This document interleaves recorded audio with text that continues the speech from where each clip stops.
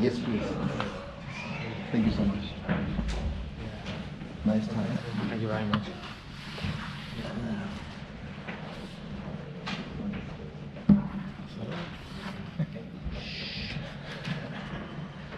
Who's first? Coach, congratulations on the first win of the season against a very big club, and we know their capabilities. You started off very confident and came out victorious. I just want to talk on the urgency on bringing Luke Bartman, Bula into the senior team. I know you had a lot of pressure on bringing in more experienced player. What qualities does he bring, and why was it so important to bring him in from the DDC team into the PSL team? Okay, good question. First of all, we're a big club too. Yeah. And part of the history of this football club is about developing young players and promoting youth. So we're trying to get back to our roots, back to our core values. That's why it was important. Coach, the tough ride. Today, obviously, you are smiling. Does it get any easier? Do you feel a bit of some relief, or you still don't know what to go? The minute you think it gets easier, this game bites you in the bum. So no, it doesn't get any easier. I've just said to the players in there that's one game. We've started a process, and it's how we respond. We've set a fairly decent standard. I think, to be honest with you, this team, even earlier in the season, probably had better performances and cut defeats. I think what we showed tonight was resilience, belief, and trust in the process. So that's a pretty good start. But no, it doesn't get any easier, and I won't allow the players to think it gets any easier. Do you think you guys needed that sort of a winning activation, maybe to keep that? We just won. Congrats on the win, coach. Just from when you stepped in, from what you saw and what you observed, what was the one thing that needed to be addressed, that stood out for you? That's a hard question to answer, because you don't really talk about the past. It's just when I come in and was asked by the board to take the interim role, I think the first thing I just wanted to try and do is probably get more of our experienced players on the pitch, just adjust the shape slightly to try and accommodate players and start to develop a mentality. So that's what I've tried to do. Why did you take this job back? Why? Yeah, I mean, to also try and save the team, but what was the drive for you? Have you seen the size of the football club? Have you seen the potential? I'm ambitious. I think the CEO has a really good vision for the football club.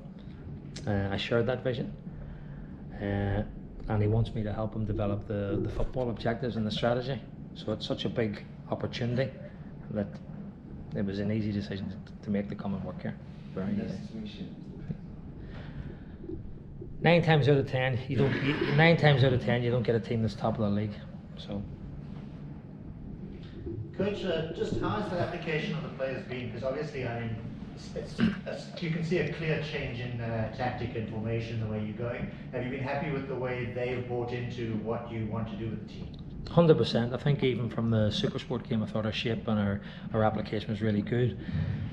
I think what tonight has given us is we now know we can ride it out against some of the bigger teams in this league. When you get a win like that, it helps you reinforce the message to the players that the shape and the structure we're building is there for a reason. But the application of the players from day one has been spot on. You know, there's no lack of desire here, no lack of work. Maybe a lack of luck at times. And as I said on the TV, we rode our luck tonight, but I think we probably earned that. Coach, do you have any target, maybe on the number of points that you would like to get before the break, so that when you come that you can... We do have a target, and we've discussed that with the players. I'd like to keep that internal.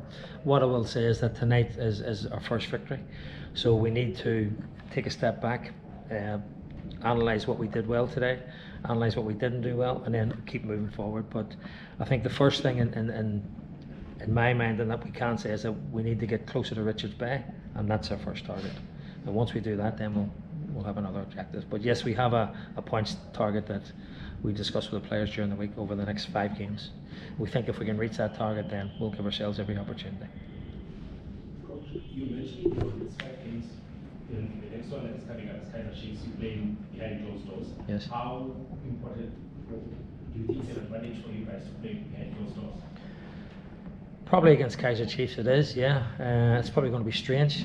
I don't know whether they played any games in COVID, so that's probably the last experience the players had. I think, yeah, it's certainly not going to be a disadvantage just playing behind closed doors, but you've still got to beat the 11 people that they put out on the pitch. So it's a difficult game, but as I say, tonight we've shown that we can be resilient. We've shown we can stick to a game plan, and I think we've shown we can have influence in the game off the bench, which is important as well.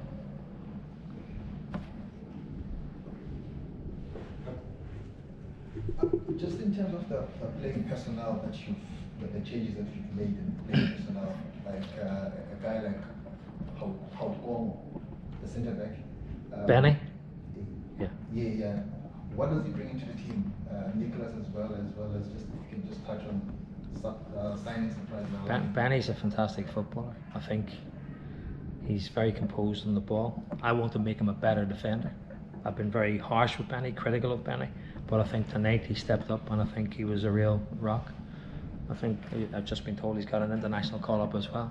So, you know, for someone like Benny who's been in France for a couple of seasons, there's no doubt about it, he's a footballer, he's a great physique. But what I love about Benny is he wants to learn, he wants to get better, he's coachable. And at 22 years of age, if you're coachable, you have a good chance. You have a really good chance. Coach, you initially brought in as a technical director before Sean Bartlett left, and now you're the interim coach at the same time. How are you following those 2 titles and as well as trying to Very busy. be coach? I'm very busy. I'm working from 7:15 in the morning to 7 o'clock. Look, obviously when Sean left, we received numerous applications and CVs, and myself and the board sat down. We've analysed all those, and we're still working on. We've drawn up a shortlist, and we're working through that process. I think the next appointment for this football club has to be very, very spot on, because between myself and the CEO and the board, we have a very definite strategy now we want to try and implement. We're in the process of redeveloping our strategic plan. So rather than rush and make an appointment, we want to make the right appointment. Coach, before your appointment and with your discussions with the owners, what was the layout and what was the blueprint that you brought, knowing the history of the club at the same time and knowing that you're now taking the football club, which is a national football club, specifically Cape Town.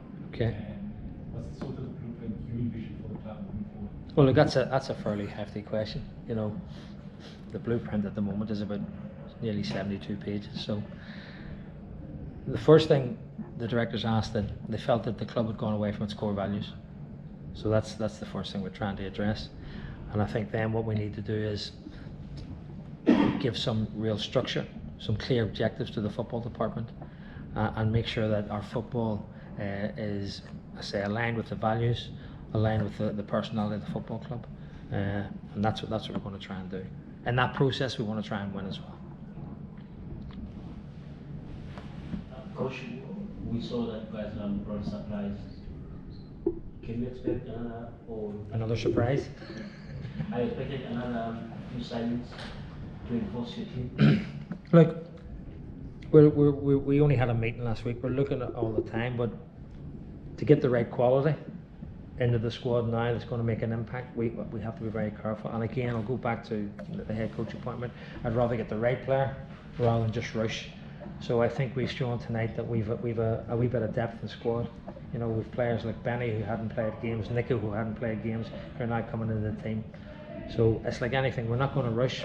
We're going to get the right people, and whatever role we bring people in, it's better to get the right one than the quick one. And that's what we're going to do. Just on Pirates, does it help that you played them in the cup before? And also, I mean, this is a team that's won the last 3 cup competitions in South Africa at the moment. And what's your assessment of them as well as a... Look, we had them assessed before we went and played in Orlando. I thought for 55 minutes we were really good. Probably a bit better than tonight. I think the difference tonight was we took a couple of chances in the first half that we had up there. And I think what it shows is no matter how good a team are, no matter what structure you have, if you can take your chances and have a game plan to frustrate them, then you've got every opportunity. Is it easy playing them back to back? Not really, because they found out more about us, like we found out more about them. So it's difficult actually when you play teams so in such close proximity. You know, it makes it difficult. What we did tonight is we adjusted things slightly. So we tried to bring something different to the game that maybe what they were expecting, at least for the first 20 minutes, and it worked to a point. Okay, thank you very much. Yep. I think you asked about Luke McMahon, coach, did you address? Yeah, I did. Thank you.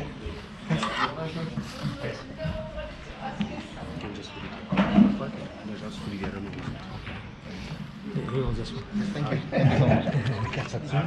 Yes. Well done. And enjoy. Enjoy.